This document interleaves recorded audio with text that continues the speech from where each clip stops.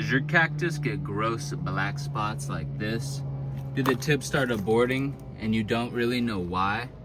Well, this video I'm gonna walk you through how we can start to avoid some of these black tips and black spots that don't kill our cactus, but they certainly make it look ugly. What the key is we're gonna wanna water especially Bridgesiis with a cow mag. A nice cow mag feeding once a year should keep the brown spots off. As you can see, we have just a little one right there, but most of this cactus is pretty flawless. What we'll want to do is wait for a day, kind of like today, where it's nice and cloudy. It's going to be overcast today, so the water is going to stay into the soil and it won't evaporate very quickly, basically. But we're going to water a very slow water, and I'm going to walk you through that with a cow mag solution so that we saturate the entire soil and root ball of these guys and make sure that they absorb that cow mag.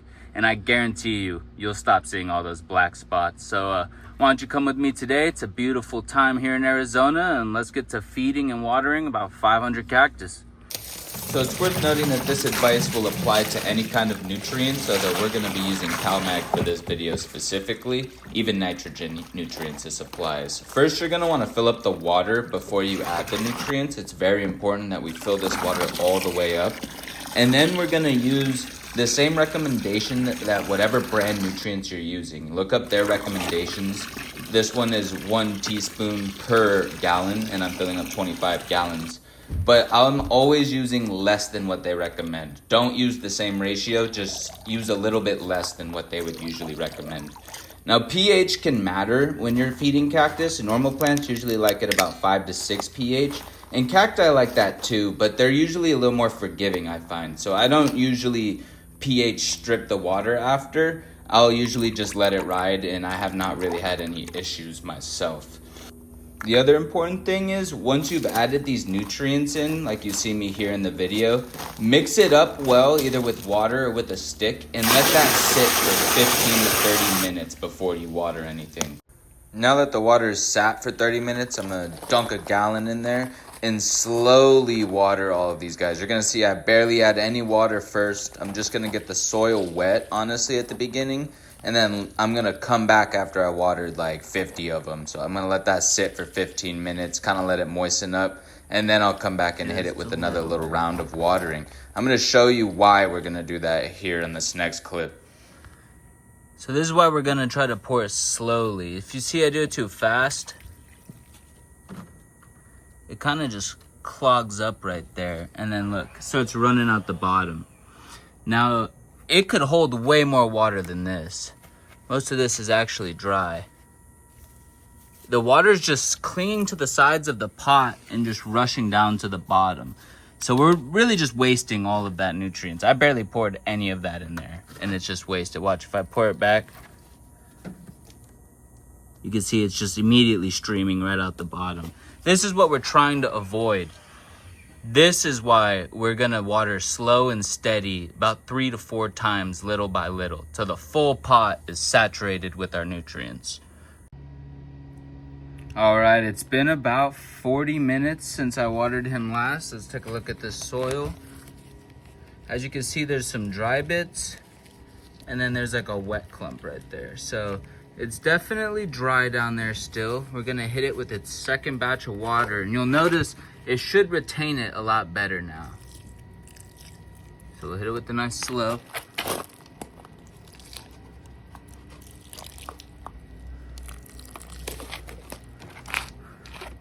And if you remember, it was just draining down. It's actually absorbing now. So all that water is clinging to probably about right here. I'll come back in another hour or so, and I'll do the same thing, and it'll cling to about right there. And it'll slowly push all the water down evenly. All of this now, nice and wet. And what we'll kind of want to watch for is, you know, if it didn't drain any off, which it didn't, it actually absorbed all of that, we'll give it a nice little touch again.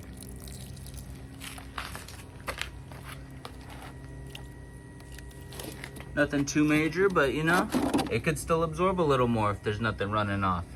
All right, I'm gonna check in on some more.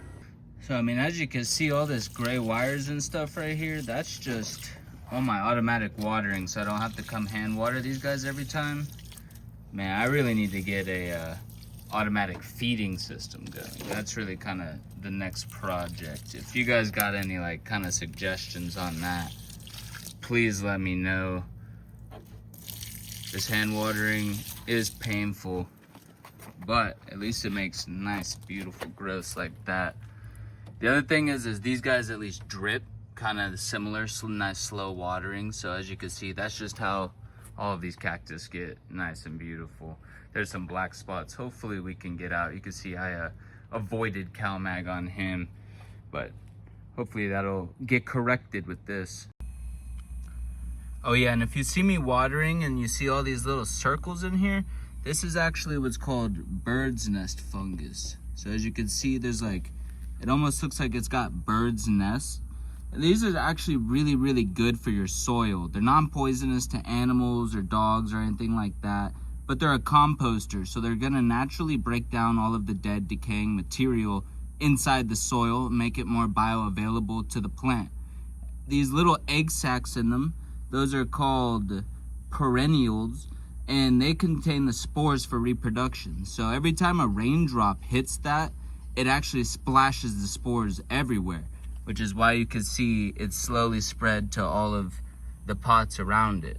Very, very good and healthy for your soil, and definitely nothing I'm gonna mess with or remove. Now the gloves thing is a preference, just because I don't particularly like to get all the chemicals on my skin. However, it's not the end of the world. If it gets in my gloves, I'll usually take the glove off and just continue going. I'm not gonna like freak out. But if I have the option, I will keep my hands chemical free. There we go.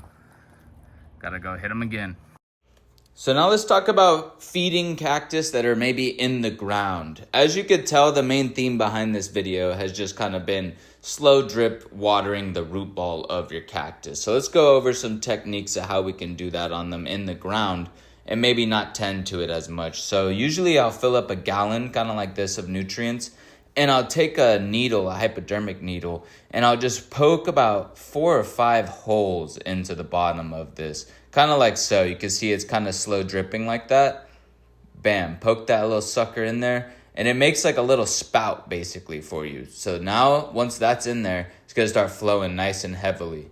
Do about 4 or 5 of those, and I'll fill up the gallon of water 2 to 3 times. So I'll let it like 3 gallons slow drip into the soil. And that's probably about perfect for saturating the entire root ball of your cactus and making sure that they get the nutrients that you want. Bam, now we got our slow drip to slowly put all the nutrients into the guys in the ground. Easy peasy.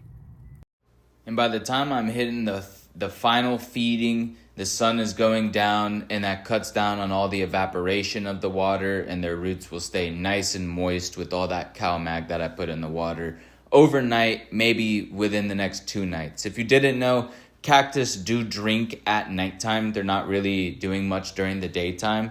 So this is perfect timing. And yeah, let me know if you guys have any other questions regarding San Pedro cactus, or any like ugly dots or spots that you might be seeing, or if you just want to grow these flawlessly like we try to. We're always here to help and always love sharing knowledge. Thank you guys for coming along, and please like and subscribe.